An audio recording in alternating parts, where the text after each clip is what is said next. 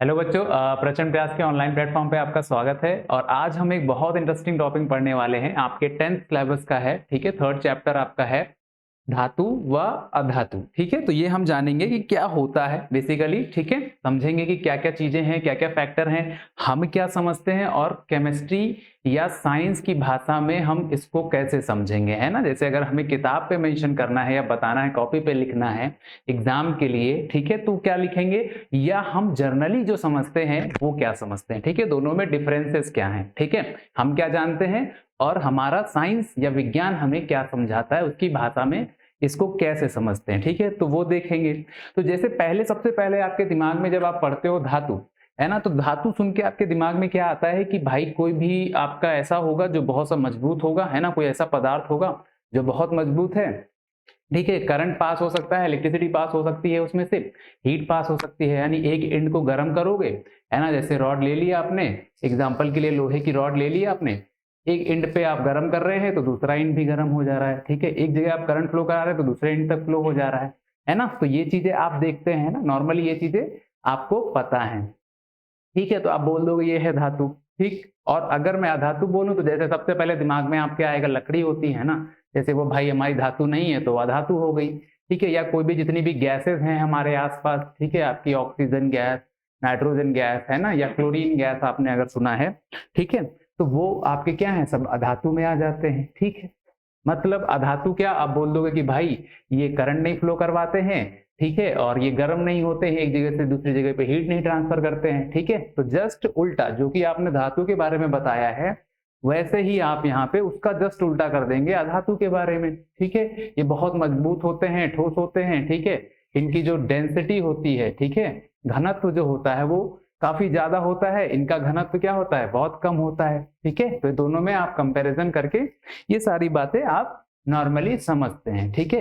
लेकिन अगर आपको विज्ञान की भाषा में, या आप कह लें कि हम रसायन विज्ञान की भाषा में इसको डेफिनेशन दें या समझने का तैयारी करें या समझना चाहें, तो कैसे समझेंगे कि भाई हम जब बोल रहे हैं कि कोई भी पदार्थ को कि ये धातु है, या उसको हम बोल रहे हैं अधातु है, तो हम कैसे डिफ्रेंशिएट करेंगे इन टर्म्स ऑफ रसायन विज्ञान या केमिस्ट्री में, कैसे हम उसको स्पेसिफाई करेंगे और एक्सप्लेन करेंगे अगर टीचर ने पूछा या हमें किसी से बात करनी है, ठीक है ना। एज अ साइंस स्टूडेंट हमें अगर बात करनी है, समझाना है, तो हम कैसे उसको बताएंगे, ठीक है। चलिए, तो बहुत सिंपल है।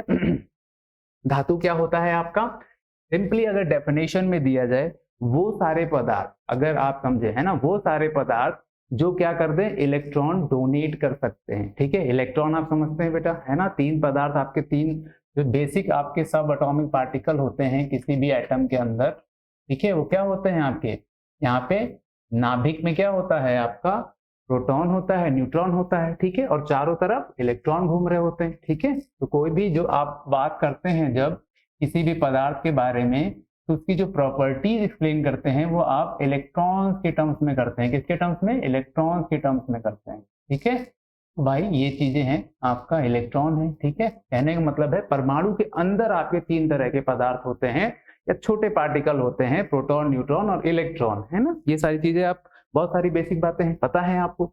तो कोई भी अगर आपका एलिमेंट बोल ले, परमाणु बोल ले, अगर वो अपनी मर्जी से खुद ब खुद क्या कर दे, इलेक्ट्रॉन डोनेट कर दे, ठीक है, आराम से क्या करे, इलेक्ट्रॉन डोनेट कर दे, ठीक है, तो वो किस में आ जाता है, धातु में आ जाता है, ठीक है। जैसे आपका एग्जांपल के लिए आयरन मैंने यहाँ पे लिख रखा, लोहा लिख रखा है ना, एल्यूमिनियम लिख रखा है, कॉपर लिख रखा है, सोडियम है ना, ये भी एक मेटल है ना। भले आप इससे नॉर्मल लाइफ में आपने ना देखा हो इसको, बट ये एक्चुअल में एक मेटल ही होता है, ठीक है। जब आप आगे पढ़ते जाओगे तो आपको सोडियम भी वहां पे मेटल के फॉर्म में देखने को मिलेगा, है ना। आप लोहा, एल्यूमिनियम, कॉपर तो जानते हैं, ठीक है। ये क्या है, सोडियम, एक मेटल, ठीक है। बहुत सॉफ्ट मेटल होता है, इसको इतना सॉफ्ट होता है कि आप इसको चाकू से भी काट सकते हैं, है ना। तो आप कहोगे कि ये तो मेटल की प्रॉपर्टी से अलग हो रहा है ना।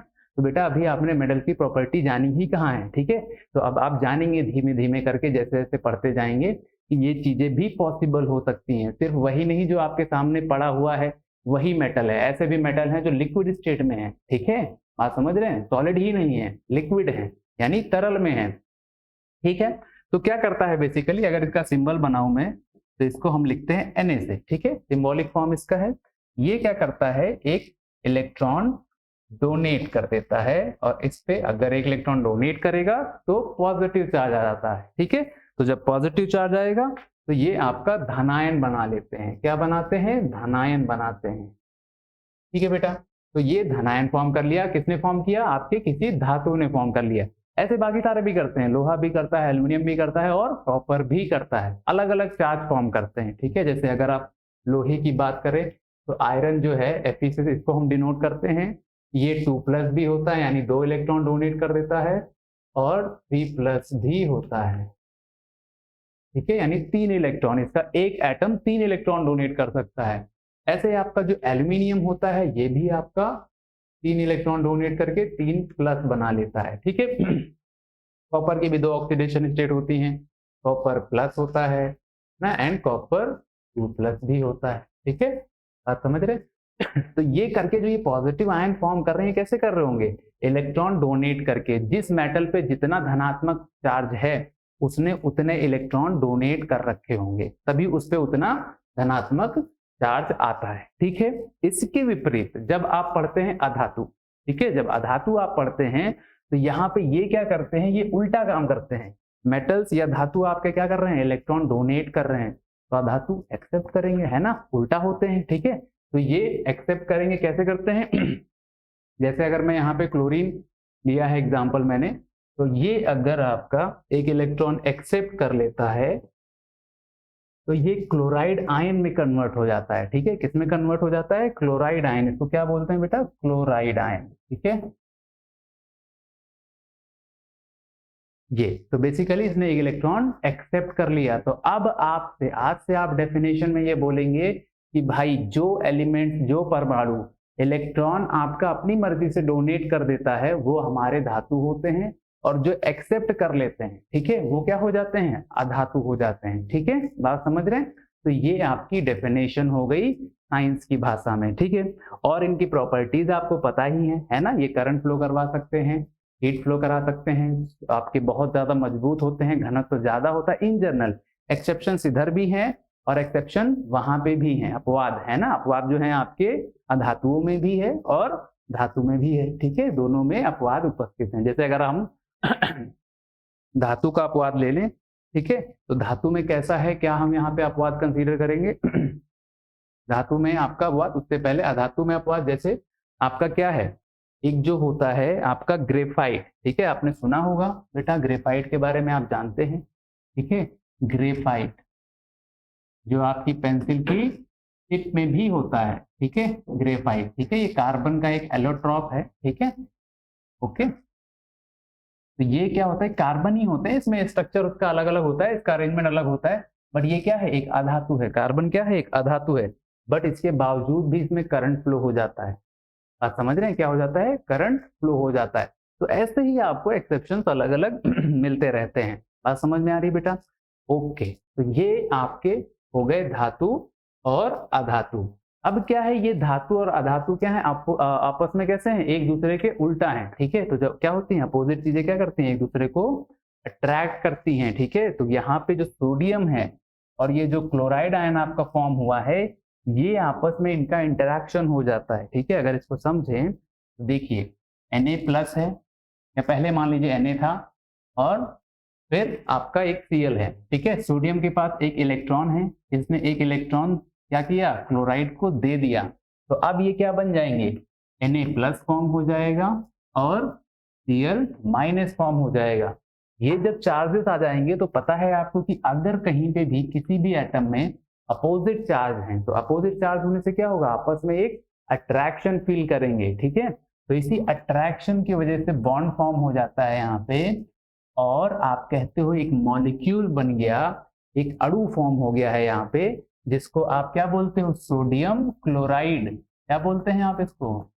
Sodium chloride. ठीक है, और यही हमारा क्या है, जो घरों में हम खाते हैं? साधारण नमक। ठीक है, इसी को साधारण नमक बोलते हैं। तो आपने जो घर में क्रिस्टल्स देखे हैं नमक के, वाइट वाइट, उसमें यही आपका मॉलिक्यूल होता है, यही अणु होता है। ठीक है, क्या होता है? Sodium chloride. ठीक है बेटा, चलिए, तो ये है हमारा सोडियम क्लोराइड।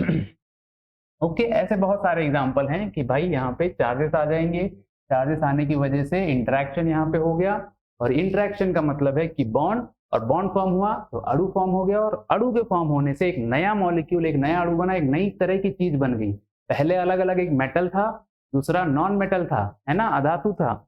जब इन दोनों को आपने मिलाया तो एक आपका सॉल्ट बन गया, नमक बन गया यहाँ पे, ठीक है, जिसकी प्रॉपर्टी अपने आप में ही अलग होती है, ठीक है।